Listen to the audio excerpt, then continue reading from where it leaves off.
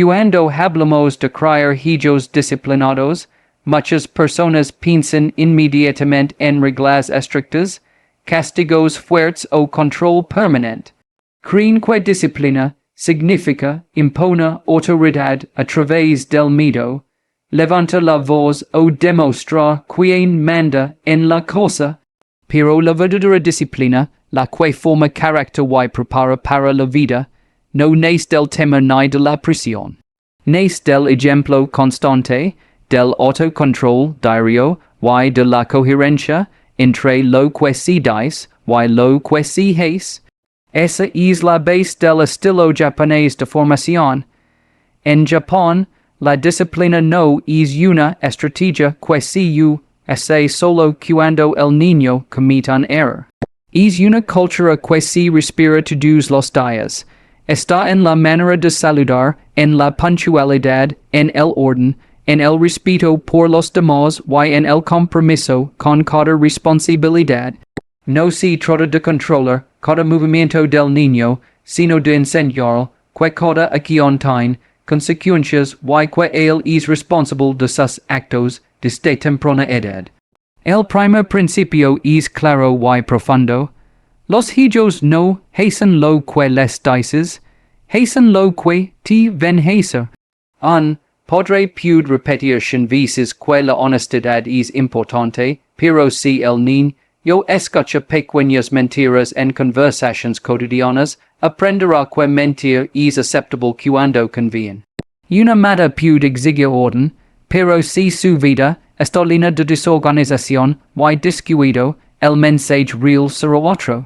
Los niños observan, and muestran lo que escuchan, imitan muestran lo que obedecen, y aprenden más del ejemplo que del discurso. Por eso, en el estilo japonés, el adulto asume que educar es una responsabilidad personal antes que una autoridad sobre el niño. Antes de corregir, se autoevalúa, antes de exigir respeto, lo practica, antes de pedir esfuerzo, trabaja con dedicación. La autoridad no se impone con gritos, se construye con coherencia. Cuando el niño ve consistencia entre palabras y acciones, desarrolla confianza.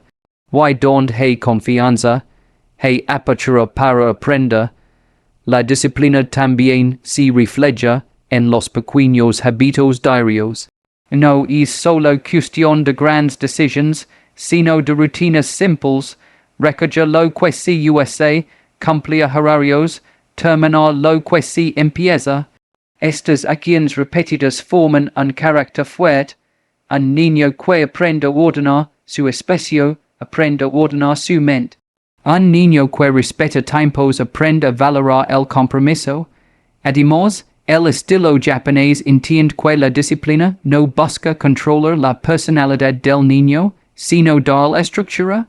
No pretende apagar su creatividad, sino encauzarla. La estructura proporciona seguridad. Cuando el niño sabe que se espera de él, y cuáles son los límites claros, se siente protegido y desarrolla autocontrol. Esa claridad evita confusión y fortalece su sentido de responsabilidad.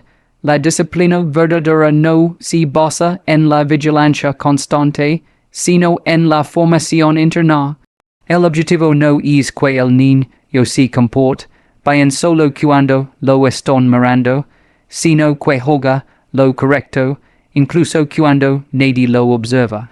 Eso se logra cuando la enseñanza viene acompañada de ejemplo, paciencia y constancia diaria. En muchas escuelas japonesas, los niños limpian sus propios salones de clase. No lo hacen porque el país no tenga recursos, ni porque falta personal de limpieza.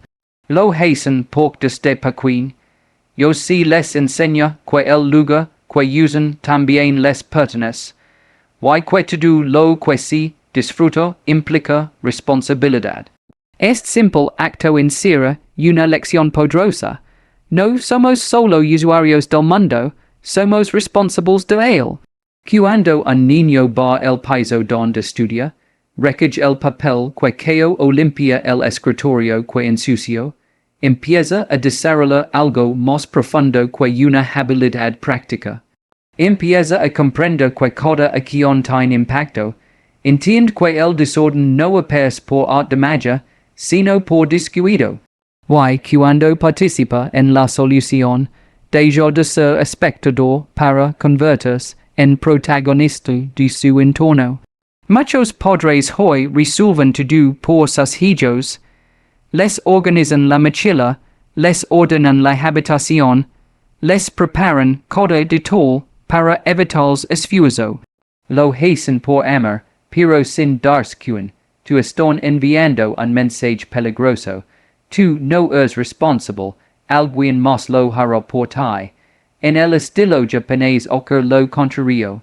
El mensaje es claro, confío en que puedes hacerlo, y esa confianza forma carácter. Un hijo disciplinado no es el que obedece cuando lo están observando. Es el que actúa correctamente cuando nadie lo vigila. Esa diferencia es enorme. Porque obedecer bajo supervisión puede ser mito. Pero actuar con responsabilidad en sold, es integridad.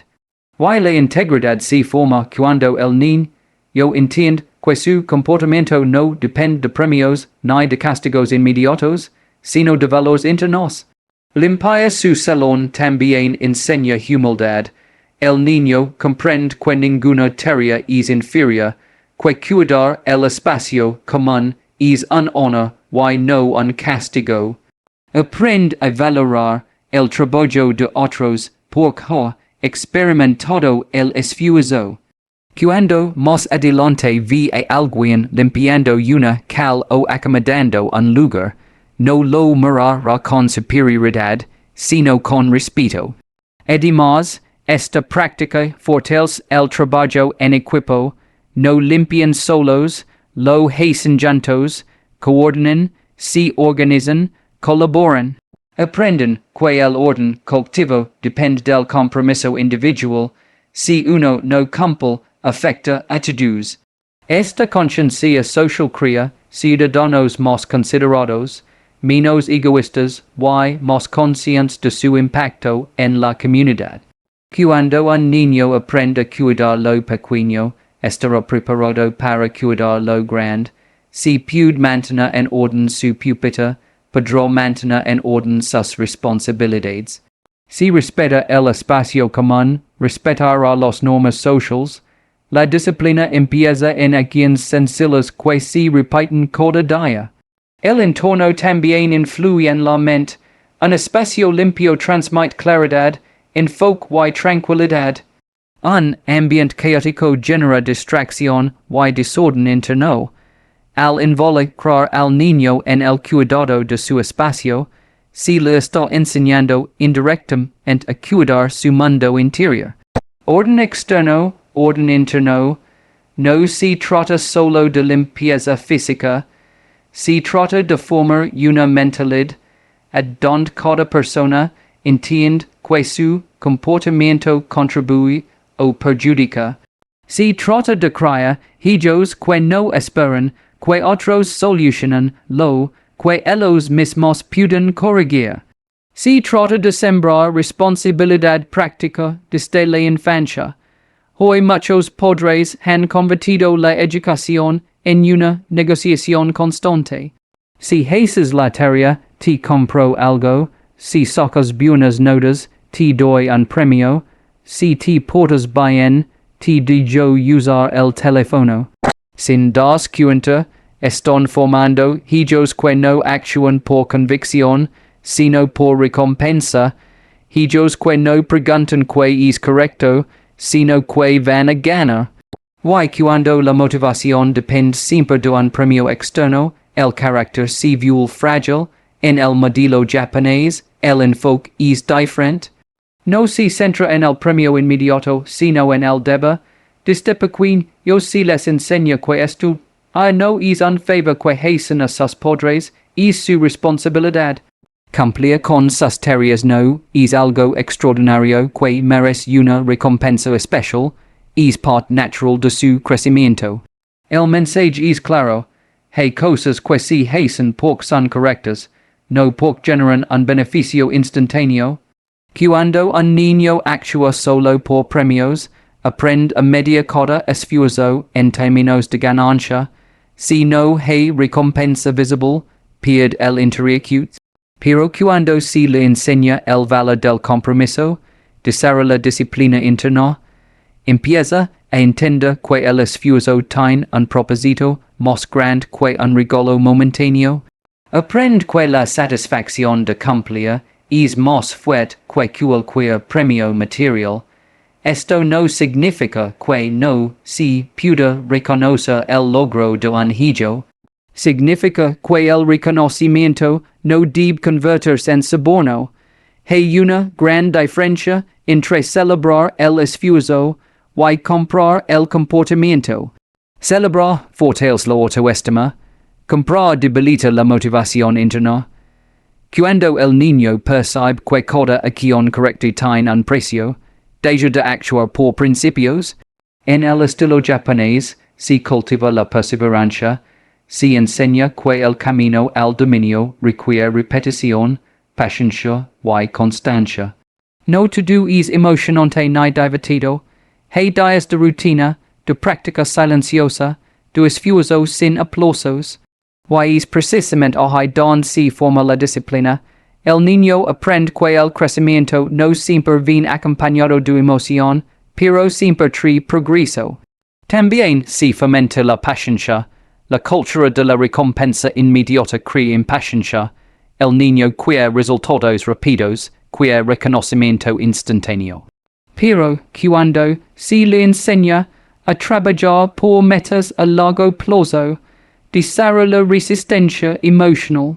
Comprende que el éxito no es inmediato, que cada pequeño paso cuenta y que el proceso es tan importante como el resultado. Además, este enfoque fortalece la responsabilidad personal. Si el niño entiende que estudiar es su deber, dejará de buscar excusas. No culpará al profesor, ni al compañero, ni a las circunstancias. Aprenderá a preguntarse que puede mejorar. Esa mentalidad lo prepara para la vida adulta, donde nadie estará ofreciendo premios por cumplir obligaciones básicas. Criar con propósito significa enseñar que el valor está en el esfuerzo constante. Significa formar hijos que trabajan aunque nadie los esté mirando, que cumplen aunque no haya aplausos, que sigan adelante aunque el resultado tarde en llegar. Porque cuando la motivación nace del interior, la disciplina se vuelve estable y el carácter se fortalece día tras día. En Japón, el respeto no es una palabra que se menciona únicamente en momentos formales, es una práctica diaria que se refleja en la manera de hablar, en el tono de voz, en la postura del cuerpo y en la actitud frente a los demás. Desde pequeños, los niños aprenden a saludar con atención, a escuchar sin interrumpir, a agradecer con sinceridad. No es un acto mecánico ni una tradición vacía, es una formación constante del carácter. El respeto comienza en casa. Si un niño vive en un ambiente donde los adultos se hablan con desprecio, sarcasmo o agresividad, aprenderá que esa es la forma normal de relacionarse. Pero si crece viendo consideración, paciencia y cortesía, interiorizar esos comportamientos como parte natural de su identidad. El estilo japonés entiende que el respeto no se exige, se modela, no se impone con mito, se cultiva con ejemplo. En muchas familias japonesas, la cortesía no depende del estado de ánimo, no se saluda solo cuando se tiene ganas. No se agradece solo cuando conviene, se hace siempre, porque forma parte de la educación. Esa repetición diaria construye hábitos emocionales. El niño aprende a controlar impulsos, a pensar antes de hablar, a medir el impacto de sus palabras. El respeto también implica reconocer la jerarquía sin perder la dignidad. Los niños entienden que hay personas con más experiencia y responsabilidad y que escucharlas es una muestra de sabiduría no de debilidad. Al mismo tiempo, si les enseña que todos merecen consideración, sin importar su posición, esa combinación crea equilibrio, firmeza sin arrogancia, humildad sin inseguridad. Cuando un niño aprende a respetar, desarrolla autocontrol, antes de reaccionar con enojo, piensa, antes de gritar, respira. Antes de burlarse, reflexiona. El respeto actúa como un filtro interno que regula la conducta. No es una limitación de la personalidad, es una guía que orienta la energía de manera constructiva. Además, el respeto fortalece la convivencia social. Un niño respetuoso sabe esperar su turno, escuchar opiniones diferentes y aceptar correcciones. No todo gira alrededor de sus deseos. Aprende que vive en comunidad y que sus acciones afectan a otros. Esta conciencia social es clave para formar adultos responsables y empáticos. El estilo japonés también enseña respeto por los espacios y los objetos.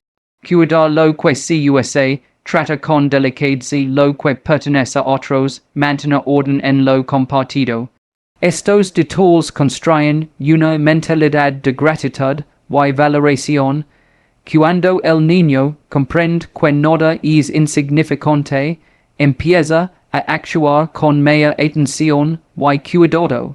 El respeto no elimina la libertad, la encuadra, no apaga la voz del niño, la educa, le da herramientas para expresar sin daño, para defender sus ideas sin ofender, para participar sin imponer. Es una disciplina silenciosa que moldea el carácter con suavidad, pero con firmeza constante.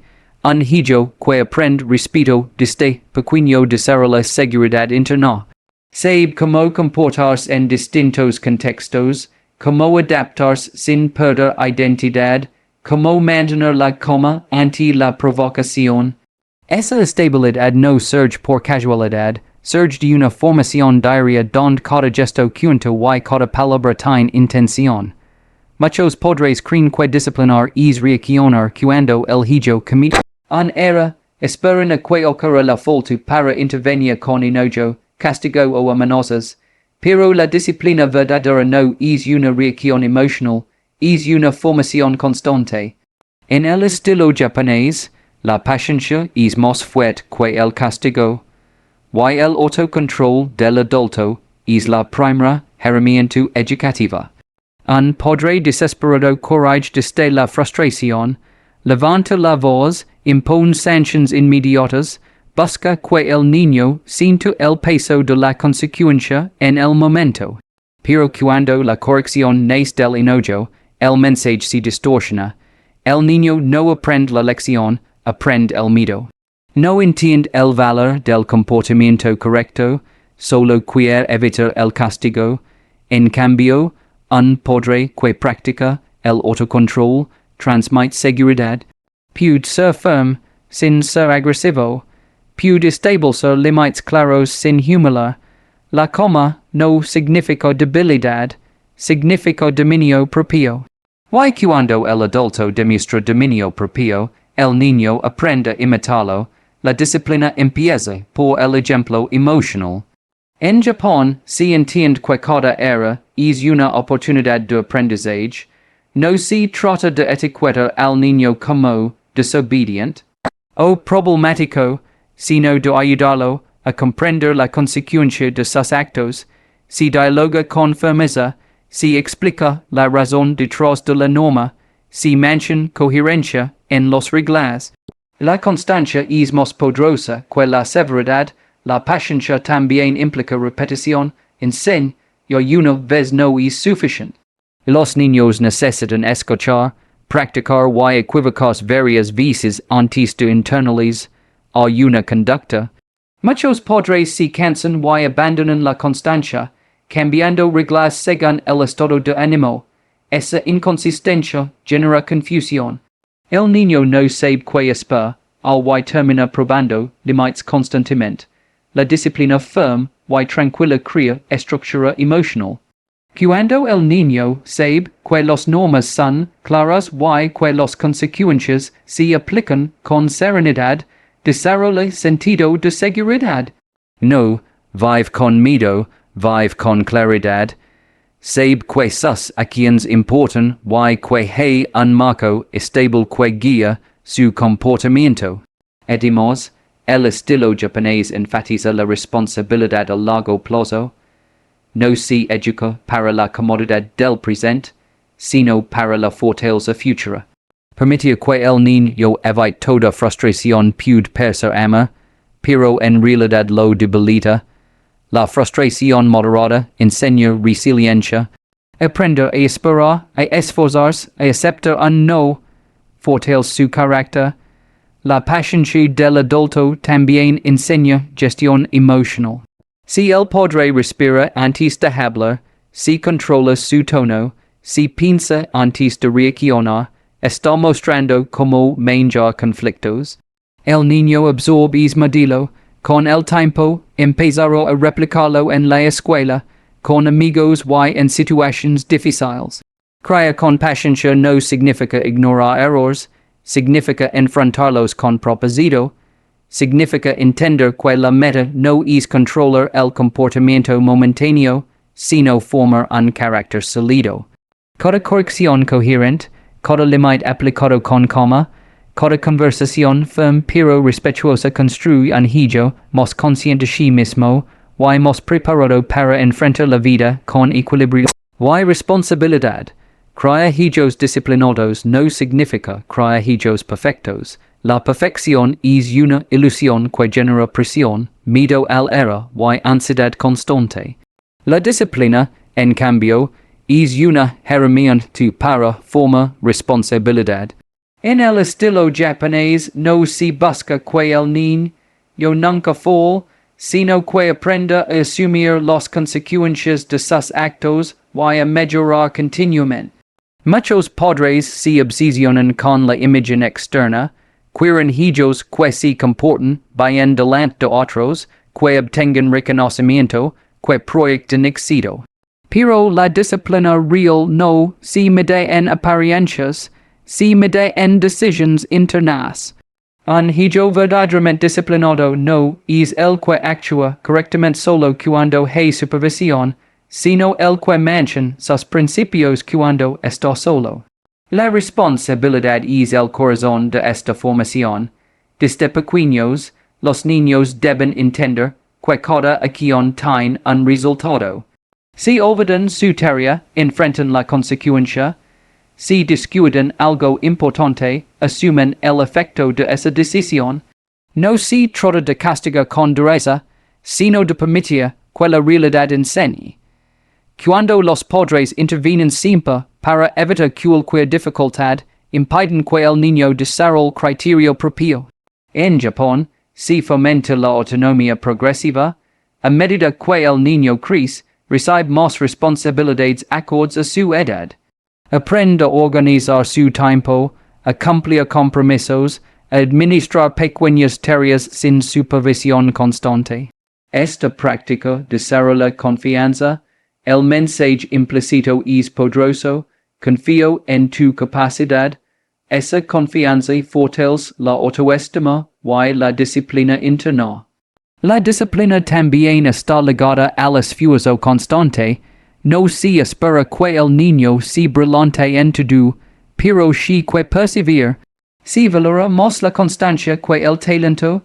Cuando un hijo entiende que el progreso depende del trabajo diario y no de habilidades extraordinarias, desarrolla la mentalidad de crecimiento. Aprende que mejorar es posible si se compromete. Otro aspecto importante es la coherencia familiar. Los reglas no cambian según el humor del día. Los límites son claros y estables. Esta estabilidad crea seguridad emocional. El niño sabe que está permitido y que no, sin ambigüedades. Cuando las normas son firmes pero justas, la disciplina se convierte en parte natural de la convivencia. También se enseña que el fracaso no define a la persona. Equivocarse es parte del aprendizaje. lo que importa es la actitud después del error. En lugar de enfocarse en la culpa, se enfoca en la corrección. El niño aprende a reflexionar, que pudo mejorar. Esta práctica fortalece la autocrítica constructiva y evita la victimización. Criar con disciplina es preparar para la vida adulta. En el mundo real, nadie premia cada esfuerzo básico ni prota, de constantemente de las consecuencias. Un hijo formado en responsabilidad entiende que la libertad está ligada al compromiso. Cuanto más responsable es, más confianza recibe. Cuanto más confiable se vuelve, más oportunidades tiene. La disciplina no es rigidez extrema, ni control absoluto. Es estructura con propósito. Es forma personas capaces de gobernarse a sí mismas.